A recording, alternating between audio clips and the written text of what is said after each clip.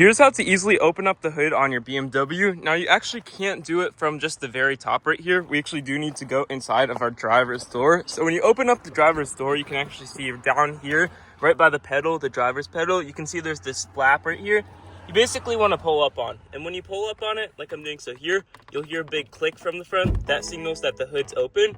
Make sure you firmly pull it up all the way and carefully set it down, because there's a chance that it locks again when you do put it down. So you basically just want to carefully put it down like I just did so there. And basically when you go back into your hood now, you can see we'll be able to just lift it open like so.